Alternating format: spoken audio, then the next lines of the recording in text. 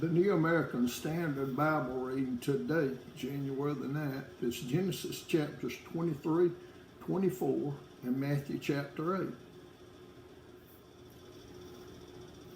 Genesis chapter 23. Now Sarah lived 127 years. These were the years of the life of Sarah. Sarah died in Kiriath Arba, that is Hebron, in the land of Canaan, and Abraham went in to mourn for Sarah and to weep for her. Then Abraham rose from before his dead and spoke to the sons of Heth, saying, I am a stranger and a sojourner among you. Give me a burial site among you, that I may bury my dead out of my sight. The sons of Heth answered Abraham, saying to him, Hear us, my Lord, you are a mighty prince among us. Bury your dead in the choicest of our graves. None of us will refuse you his grave for burying your dead. So Abraham rose and bowed to the people of the land, the sons of Heth. And he spoke with them, saying, If it is your wish for me to bury my dead out of my sight, hear me, and approach Ephron, the son of Zohar, for me, that he may give me the cave of Machpelah, which he owns, which is at the end of his field. For the full price let him give it to me in your presence for a burial site. Now Ephron was sitting among the sons of Heth, and Ephron the Hittite answered Abraham in the hearing of the sons of Heth, even of all who went in at the gate of his city, saying, No, my Lord, hear me. I give you the field, and I give you the cave that is in it. In the presence of the sons of my people, I give it to you. Bury your dead. And Abraham bowed before the people of the land. He spoke to Ephron in the hearing of the people of the land, saying, If you will only please listen to me, I will give the price of the field. Accept it from me, that I may bury my dead there. Then Ephron answered Abraham, saying to him, My Lord, listen to me. A piece of land worth 400 shekels of silver. What is that between me and you? So bury your dead. Abraham listened to Ephron, and Abraham weighed out for Ephron the silver which he had named in the hearing of the sons of Heth. 400 shekels of silver, commercial standard.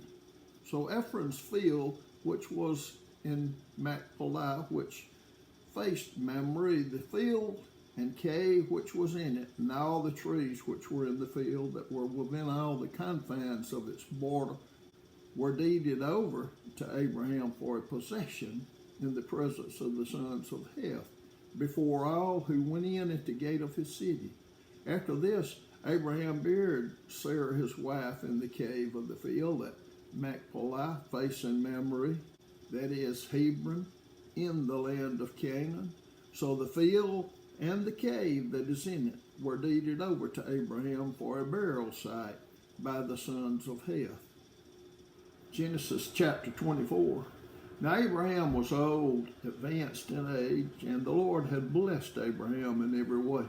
Abraham said to his servant, the oldest of his household, who had charge of all that he owned, Please place your hand under my thigh, and I will make you swear by the Lord, the God of heaven and the God of earth, that you shall not take a wife for my son from the daughters of the Canaanites, among whom I live. But you will go to my country and to my relatives and take a wife for my son Isaac. The servant said to him, Suppose the woman is not willing to follow me to this land. Should I take your son back to the land from where you came? Then Abraham said to him, Beware that you do not take my son back there. The Lord, the God of heaven, who took me from my father's house and from the land of my birth, and who spoke to me and who swore to me, saying, To your descendants I will give this land. He will send his angel before you, and you will take a wife for my son from there. But if the woman is not willing to follow you, then you will be free from this my oath. Only do not take my son back there.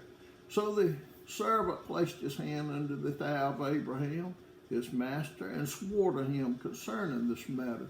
Then the servant took 10 camels from the camels of his master and set out with a variety of good things of his master's in his hand, and he arose and went to Mesopotamia, to the city of Nahor. He made the camels kneel down outside the city by the well of water at evening time, the time when women go out to draw water.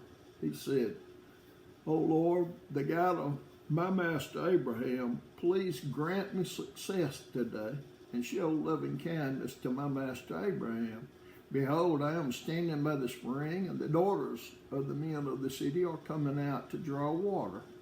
Now may it be that the girl to whom I say, please let down your jar so that I may drink, and who answers, drink, and I will water your camels also, may she be the one whom you have appointed for your servant Isaac.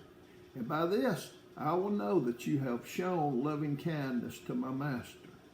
Before I had finished speaking, behold, Rebekah, who was born to Bethuel, the son of Milcah, the wife of Abraham's brother Nahor, came out with a jar on her shoulder. The girl was very beautiful, a virgin, and no man had relationships with her.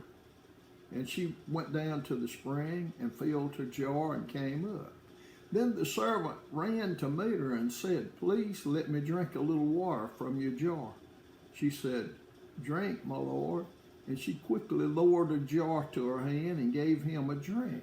Now when she had finished giving him a drink, she said, I will draw also for your camels until they have finished drinking.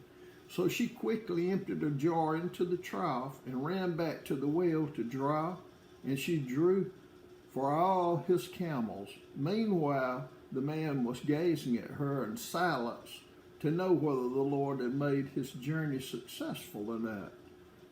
When the camels had finished drinking, the man took a gold ring weighing a half shekel and 2 bracelets for her wrist weighing 10 shekels in gold, and said, whose daughter are you? Please tell me, is there room for us to lodge in your father's house? She said to him, I am the daughter of Bethuel, the son of Milcah, whom she bore to Nahor. Again she said to him, we have plenty of both straw and feed and room to lodge in. Then the man bowed low and worshipped the Lord. He said, blessed be the Lord, the God of my master Abraham, who has not forsaken his loving kindness and his truth toward my master. As for me, the Lord has guided me in the way to the house of my master's brothers. Then the girl ran and told her mother's household about these things.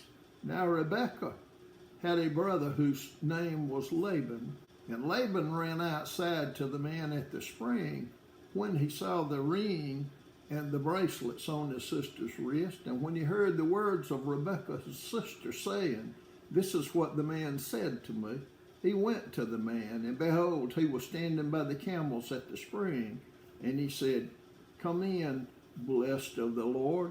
Why do you stand outside, since I have prepared the house and a place for the camels? So the man entered the house. Then Laban unloaded the camels, and he gave straw and feed to the camels and water to wash his feet and the feet of the men who were with him. But when food was set before him to eat, he said, I will not eat until I have told my business. And he said, speak on. So he said, I am Abraham's servant. The Lord has greatly blessed my master so that he has become rich, and he has given him flocks and herds and silver and gold and servants and maids and camels and donkeys. Now Sarah, my master's wife, bore a son to my master in her old age, and he has given him all that he has. My master made me swear, saying, you shall not take a wife for my son from the daughters of the Canaanites, in whose land I live, but you shall go to my father's house and to my relatives, and take a wife for my son. I said to my master, suppose the woman does not follow me.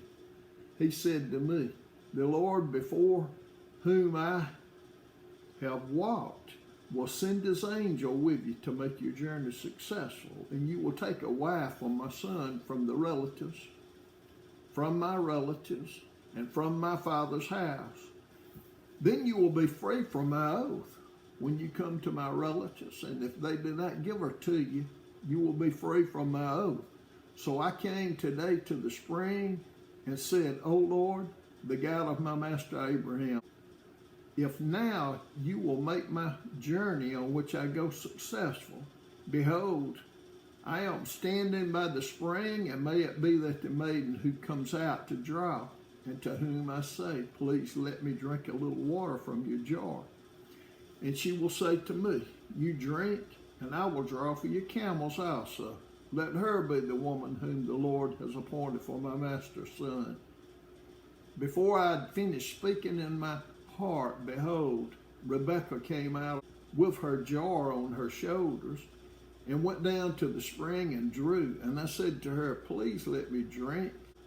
She quickly lowered her jar from her shoulder and said, drink, and I will water your camels also. So I drank, and she watered the camels also. Then I asked her and said, whose daughter are you? And she said, the daughter of Bethuel, Nahor's son, whom Milcah bore to. And I put the ring on her nose and the bracelets on her wrist, and I bowed low and worshiped the Lord, and blessed the Lord, the God of my master Abraham, who had guided me in the right way to take the daughter of my master's kinsman for his son. So now if you are going to deal candidly and truly with my master, tell me, and if not, let me know, that I may turn to the right hand or to the left. Then Laban and Bethuel replied, the matter comes from the Lord, so we cannot speak to you bad or good. Here is Rebekah before you. Take her and go, and let her be the wife of your master's son, as the Lord has spoken. When Abraham's servant heard their words, he bowed himself to the ground before the Lord. The servant brought out articles of silver and articles of gold and garments, and gave them to Rebekah. He also gave precious things to her brother and to her mother. Then he and the men who were with him ate and drank and spent the night. When they arose in the morning, he said, send me away to my master. But her brother and her mother said, let the girl stay with us a few days, say 10, afterwards she may go. He said to them, do not delay me, since the Lord has prospered my way. Send me away that I may go to my master. And they said, we will call the girl and consult her wishes. Then they called Rebekah and said to her, will you go with this man? And she said, I will go. Thus they sent away their sister Rebekah and her nurse with Abraham's servant and his men. They blessed Rebekah and said to her, may you, our sister, become thousands of 10,000s, and may your descendants possess the gate of those who hate them. Then Rebekah rose with her maids, and they mounted the camels and followed the man. So the servant took Rebekah and departed. Now Isaac had come from going to Beer-lahai-roi, for he was living in the Negev. Isaac went out to mediate in the field toward evening, and he lifted up his eyes and looked, and behold, camels were coming. Rebekah lifted up her eyes, and when she saw Isaac, she dismounted from the camel. She said to the servant, who is that man walking in the field to meet us? And the servant said, he is my master. Then she took her veil and covered herself. The servant told Isaac all the things he had done. Then Isaac brought her into his mother Sarah's tent, and he took Rebekah, and she became his wife, and he loved her. Thus Isaac was comforted after his mother's death. Matthew chapter 8. When Jesus came down from the mountain, large crowds followed him, and a leper came to him and bowed down before him and said, Lord, if you are willing, you can make me clean. Jesus stretched out his hand and touched him, saying, I am willing, be cleansed. And immediately his leprosy was cleaned. And Jesus said to him, see that you tell no one, but go, show yourself to the priest, and present the offering that Moses commanded as a testimony to them. And when Jesus entered Capernaum, a centurion came to him, implored him, and said, Lord, my servant is lying paralyzed at home, fearfully tormented. Jesus said to him, I will come and heal him. But the centurion said, Lord, I am not worthy for you to come under my roof, but just say the word, and my servant will be healed. For I also am a man under authority with soldiers under me. And I say to this one, go, and he goes, and to another, come, and he comes, and to my slave, do this, and he does it. Now when Jesus heard this, he marveled and said to those who were following, truly, I say to you, I have not found such great faith with anyone in Israel. I say to you that many will come from east and west and recline at the table with Abraham, Isaac, and Jacob in the kingdom of heaven. But the sons of the kingdom will be cast out into the outer darkness. In that place there will be weeping and gnashing of teeth. And Jesus said to the centurion, go, it shall be done for you as you have believed. And the servant was healed that very moment.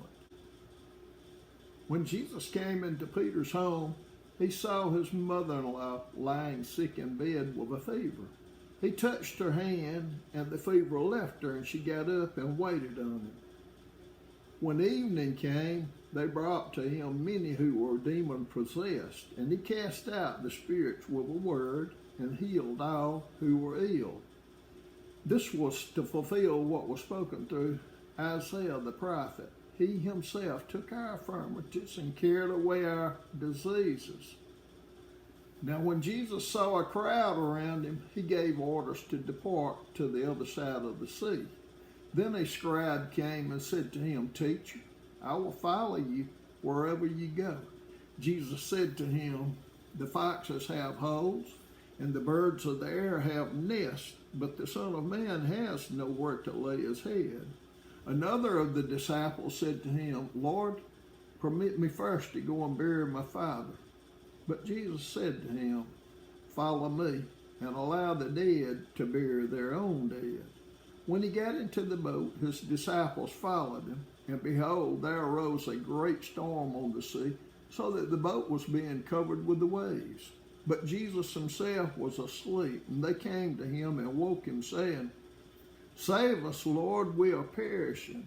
He said to them, Why are you afraid, you men of little faith? Then he got up and rebuked the winds and the sea, and it became perfectly calm. The men were amazed and said, What kind of a man is this, that even the winds and the sea obey him?